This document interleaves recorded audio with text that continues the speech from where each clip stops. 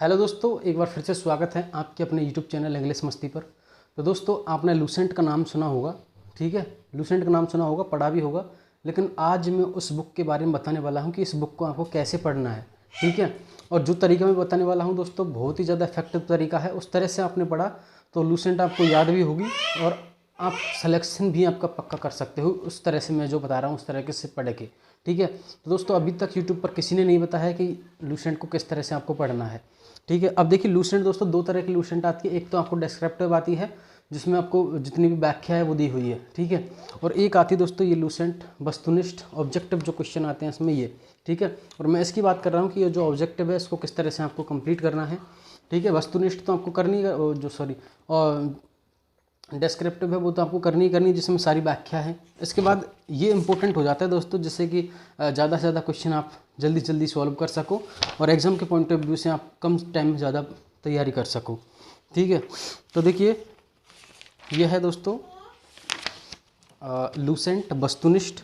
अब इसमें सबसे पहले आपको मिलेगा क्या, भारतीय इतिहास, उसके बाद राज्य व्यवस्था, अर्थव्यवस्था, भूगोल, कला संस्कृति, सामान्य विज्ञान और खेलकूद और विविध जो स्टैटिक्स में आती हैं ये सारी, ठीक है। अब आपको पढ़ना क्या है, सबसे पहले आपको क्या करना है, भारत का इतिहास ओपन करना है क्योंकि फर्स्ट में वही है, ठीक है। आपको डेली क्या करना है, एक टॉपिक डेली करना है। जैसे एक टॉपिक आपने भारतीय इतिहास का किया, ठीक है। भारतीय इतिहास में ओनली फर्स्ट करना है, ठीक है। ओनली एक पेज में हो जाएगा यहाँ पर। उसके बाद इसी तरह से आपको क्या करना है, आपको जाना है भारतीय राजव्यवस्था पर, एक टॉपिक भारतीय राजव्यवस्था का करोगे।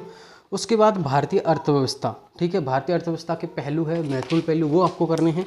उसके बाद भूगोल करना है। भूगोल के बाद आपको क्या करना है, कला संस्कृति और उसके बाद विज्ञान। अब विज्ञान के दोस्तों ये थोड़े से 3 टॉपिक हो जाते हैं अलग अलग, ठीक है। एक भौतिक विज्ञान हो जाती है, रसायन विज्ञान और जीव विज्ञान, और कंप्यूटर विज्ञान है वो भी इसी में काउंट कर लेते हैं हम यहाँ पे, सपोज दैट, ठीक है। तो सभी के एक एक टॉपिक करने हैं, लगभग 1-2 घंटे तक आपको लगातार डेली करना है इसको। फिर खेलकूद करनी है, फिर विविध करना है।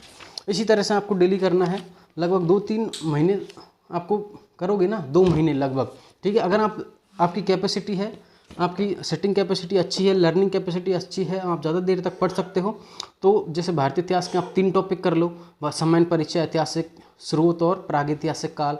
इसी तरह से भारतीय राजव्यवस्था के कर लो, और सभी को आप रोटेट करते हुए पढ़ो, ठीक है। रोटेट करते हुए पढ़ोगे तो आप बोर भी नहीं होगे और आपके सारे टॉपिक्स हैं वो चलते भी रहेंगे, ठीक है। अगर कम टाइम है आपके पास एग्जाम को, तो इस तरह से करोगे तो ज़्यादा से ज़्यादा टॉपिक आपके क्लियर होंगे, और आप एक ही टॉपिक पे लगे रहोगे तो ये आगे से पढ़ोगे, पीछे से सारी चीज़ें हैं वो भूल जाओगे, ठीक है। तो वो इम्पोर्टेंट भी नहीं है और ना यूज़फुल वहाँ से, ठीक है। क्योंकि आप पढ़ तो रहे हो, टाइम भी आपका निकल रहा है, लेकिन क्वेश्चन आपको वहाँ से बहुत कम चांस है कि याद रह जाए आपको, क्लियर। तो इस तरह से करना है आपको, सारे टॉपिक्स एक साथ में लेके चलने हैं, ठीक है। और ये तभी पॉसिबल होगा दोस्तों जब आप डिस्क्रिप्टिव को पूरी तरह से अच्छे से पढ़ चुके हो।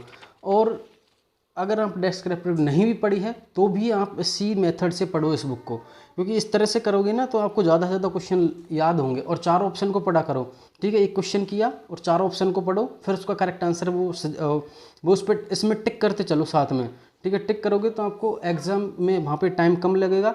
और अगर same as it is question आ गया, ठीक है, एसएससी तक में यहाँ से क्वेश्चन आ जाते हैं, ठीक है।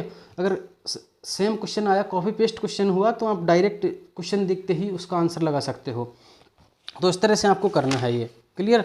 और अब यहाँ पर आपको ये पूरी जब कंप्लीट हो जाए ना, तो आपको क्या करना है, फिर जैसे इतिहास पढ़ना है तो इतिहास को फिर एक बार पूरा कंप्लीट एक साथ निकालो, जिससे कि ये रिवीजन एक साथ में बना रहे।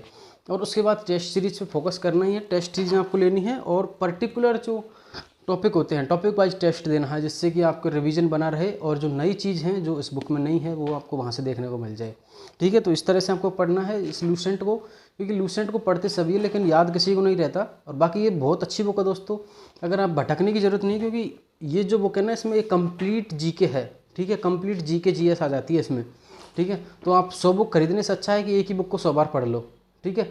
तो इस बुक को हम यहीं पे ख़त्म करते हैं। आई होप ये वीडियो आपको पसंद आई होगी। पसंद आई हो तो इस वीडियो को लाइक एंड शेयर करिए, चैनल को करिए सब्सक्राइब ऐसी महत्वपूर्ण वीडियो डेली पाने के लिए। बाय।